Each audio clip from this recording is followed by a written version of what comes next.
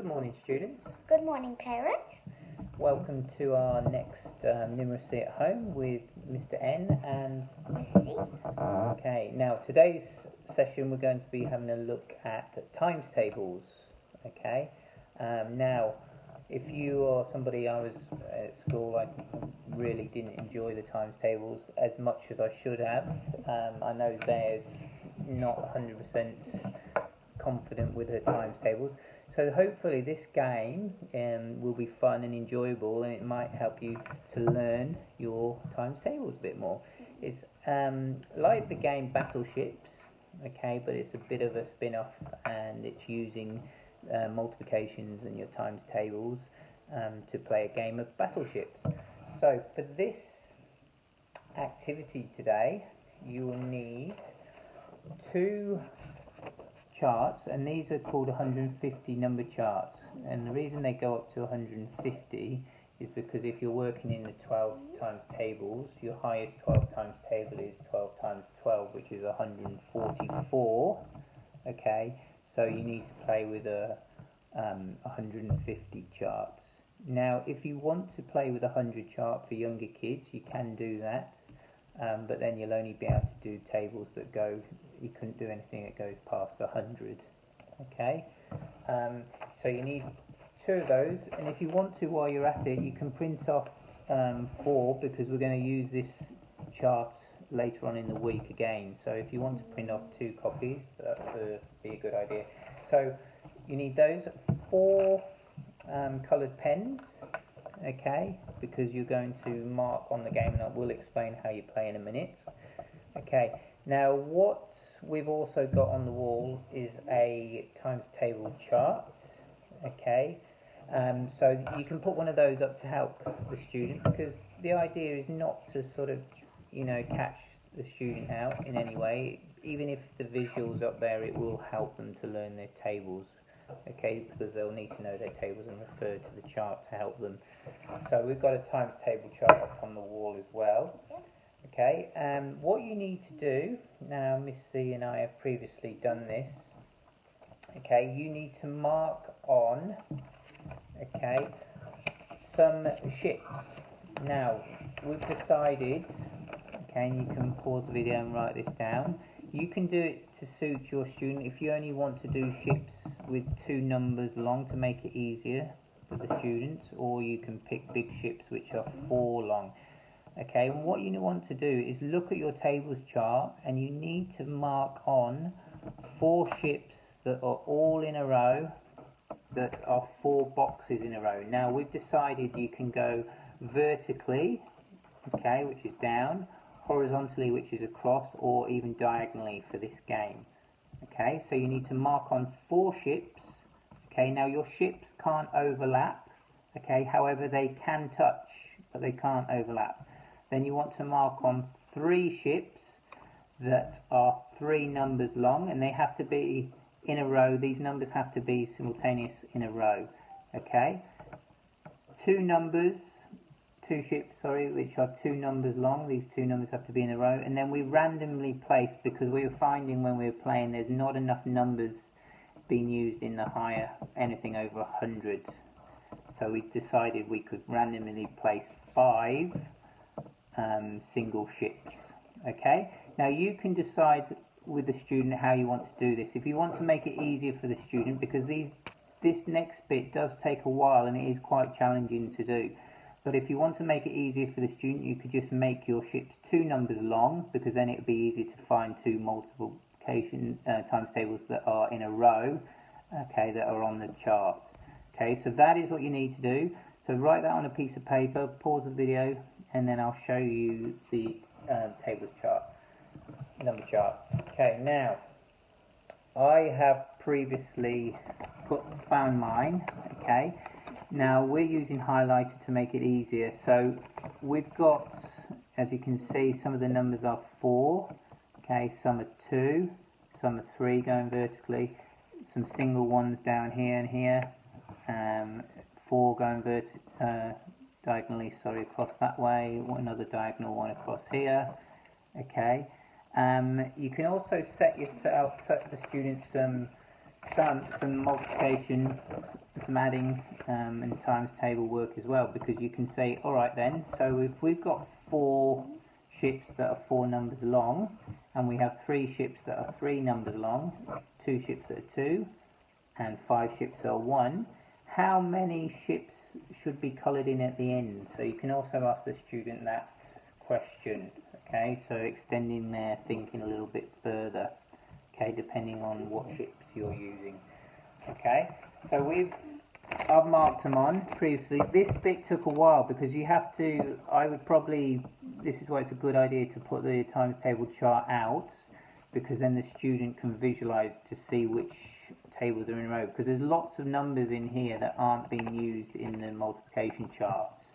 Okay, so we also said as well, if a student uses, if Miss E or I use a number that is not an answer in the tables chart, then it's an automatic hit. So don't worry if you do use a multiplication that's times table that is not on the chart as an answer.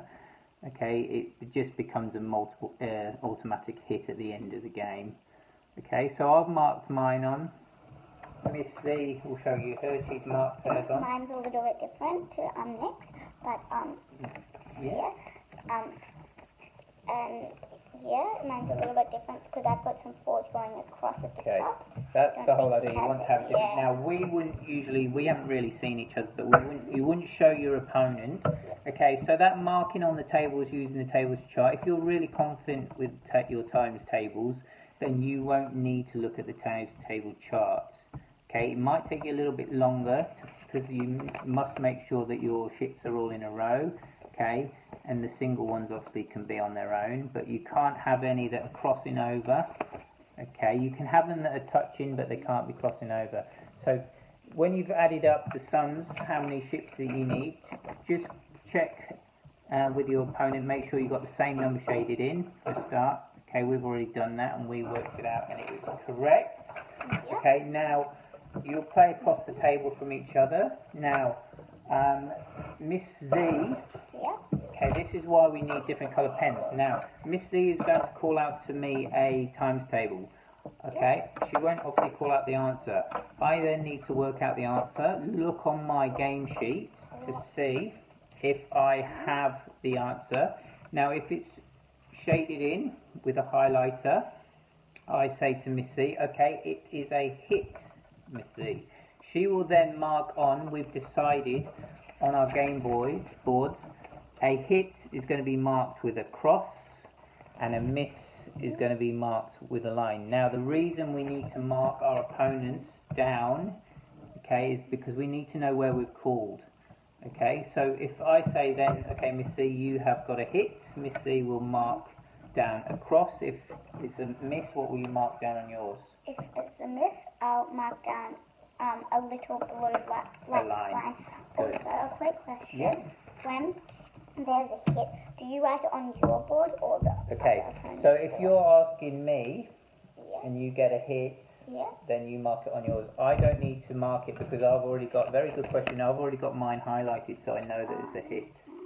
Okay, so I don't need to mark down the ones that you're calling. So you write the miss like a line on the number. Yeah, good. Now the reason, for example, okay, if we had, say, the 8, okay, and Miss C said, okay, 2 times 4, okay, and I said, alright, 8, that's a hit, okay. You can either play it so that you get another go if it's an automatic hit, or you can just play it so you take it simultaneously in turns.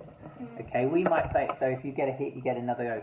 So then Miss C might say, okay, the next one is 6 times 3. Okay, 6 times 3 is a hit. Well done.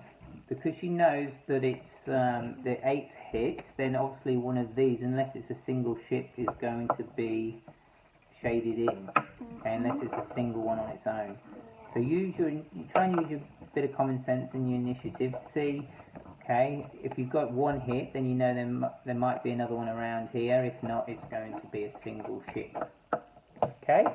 So shall we have a go and see how we go, and then we can... Do you want to say timetable to me, or do you want me to say that? Alright, shall I start us off then? Or shall we do paper, scissors, rock? Paper, scissors, rock. Okay. Rock, paper, scissors. Oh, too soon, so sorry. This is a new one. What do you do? How do you do yours? I just go 1, 2, 3.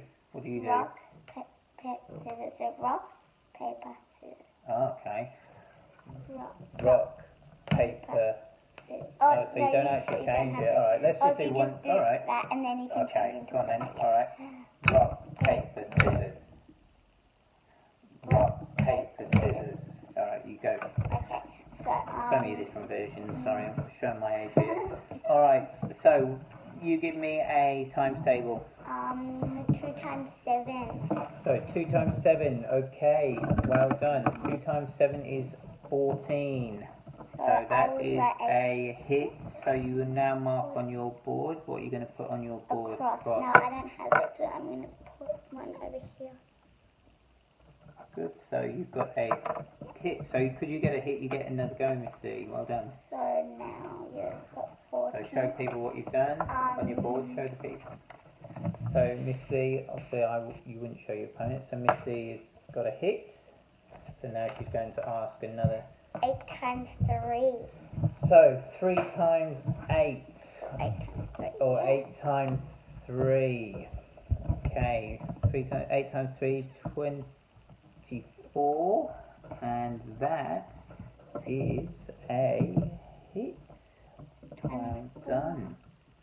Oh, and also, if you get 2 in a row, so it might be a good idea to mark around your ships so you can clearly see them, isn't it? Because I've got a slight problem here, because Miss Lee said 14, and then she said 24. So don't get confused with that being a hit and destroyed.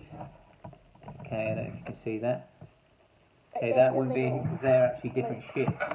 So maybe it's a good idea to mark on as well where your ships are. Oh yeah, maybe you can pause if we want to do that now, but I'm not going to worry about it doing Okay, that so now. I've got one ship going across here. Now this is a single and a single here.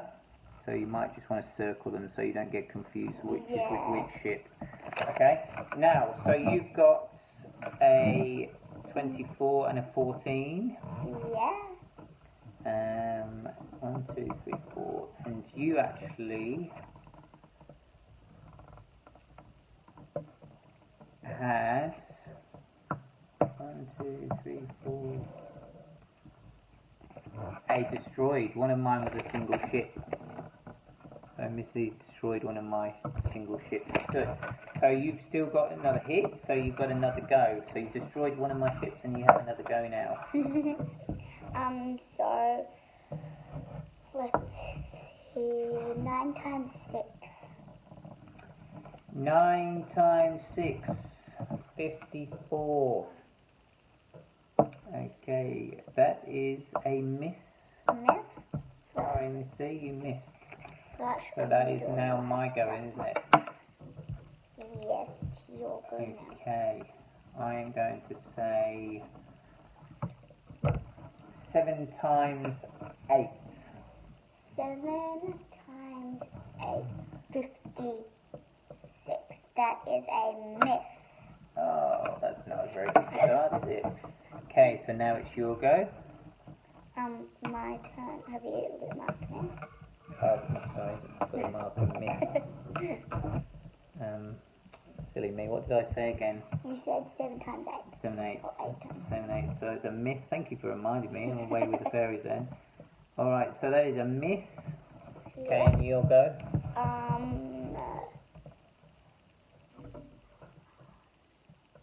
10 times 7.